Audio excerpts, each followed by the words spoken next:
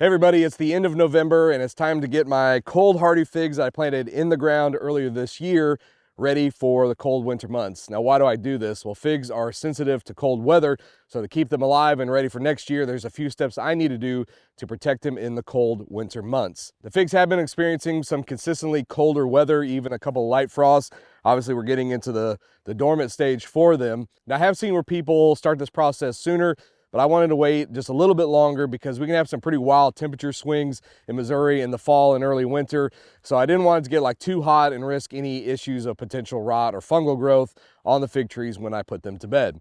There have been a couple of issues I've had with the figs this year, and it's not the fault of the figs themselves. We had a historic cicada hatch this year, so we had a lot of damage on the fig trees themselves. And then within the past week, I've had a heck of a rabbit problem out here. We've planted a bunch of wildlife restoration projects and habitat on the property, so when you plant stuff for wildlife, you're gonna have more wildlife. So what I think I'll do next year is put a Premier One electric netting fence around my figs to keep the rabbits out of them all year long.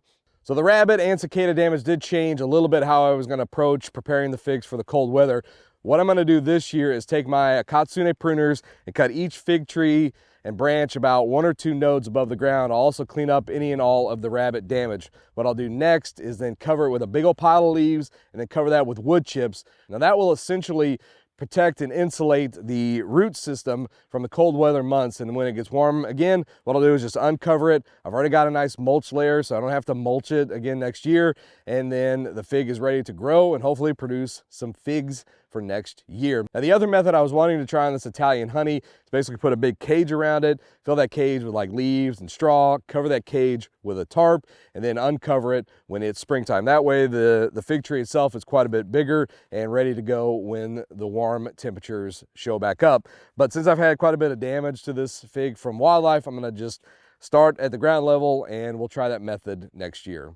Now, once the figs are all put to bed, I just have to wait till old man winter passes, uncover them in the spring when it starts to warm up, and hopefully get some figs. Now, if you want to grow your own figs in cold weather, you can head over to starkbros.com.